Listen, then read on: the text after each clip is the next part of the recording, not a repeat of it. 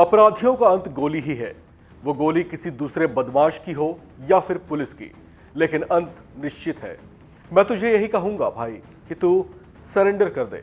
अगर तू न्यूज़ देख रहा है और मेरी आवाज़ तुझ तक पहुंच रही है तो मैं तुझे यही कहूंगा कि तू निर्दोषों को मारना छोड़ दे और पुलिस के आगे सरेंडर कर दे। इतना बोलते बोलते हनुमान स्वामी, जो गैंगस्टर रोहित गोदारा के बड़े भाई हैं, वो बिलख बिलख कर रोने लगे। रोहित गोदारा वही गैंगस्टर है जिसने राष्ट्रीय राजपूत करणी सेना के अध्यक्ष सुखदेव सिंह गोगामेडी की हत्या की जिम्मेदारी ली थी। उसकी ऐसी करतूत की जानकारी जब उसके परिवार को लगी तो वे सभी सदमे में आ गए।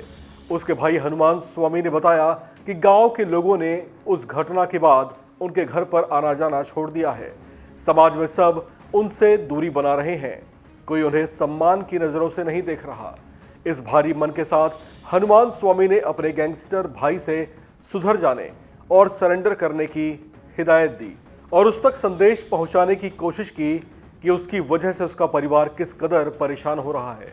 अपने गैंगस्टर भाई रोहित गोदारा को लेकर उन्होंने बताया कि उनकी हरकतों को देखते हुए हमने उसे 2010 में ही घर से निकाल दिया था।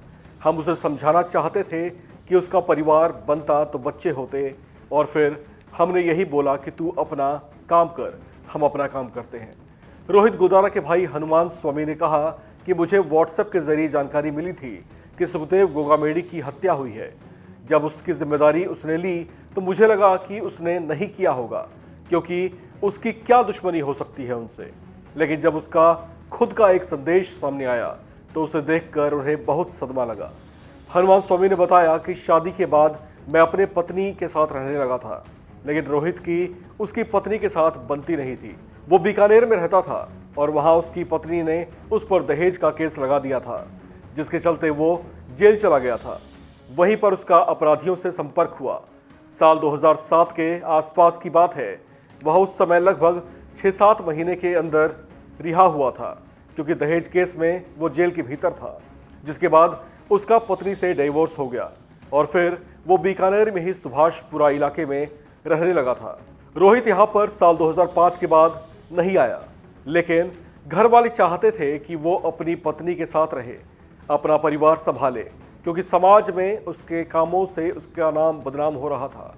इसी वजह से उसकी पत्नी से भी उसकी नहीं बन रही थी, घर वालों से भी वो दूर हो गया था।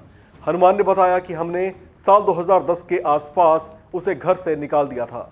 हम उसे समझाना चाहते थे कि उसका परिवार बनता तो बच्चे होते, और फिर हमने यही बोला कि तू अपना काम कर और हम अपना काम करते हैं। और इस तरह से उन्होंने उसे हमेशा के लिए परिवार से बेदखल कर दिया। इसके बाद हनुमान स्वामी अपने परिवार के साथ रहते थे, लेकिन रोहित गोदारा अपराध की दुनिया के दलदल में धंसता ही चला गया और फिर इस जघन्य वारदात को उसके इशारे पर इस तरीके से अंजाम दिया गया, जिसका खामियाजा भी अब उसको भुगतना पड़ेगा। इस खबर में फिलहाल इतना है। बाकी अपडेट्स के लिए आप बने रहिए वन इंडिया के साथ।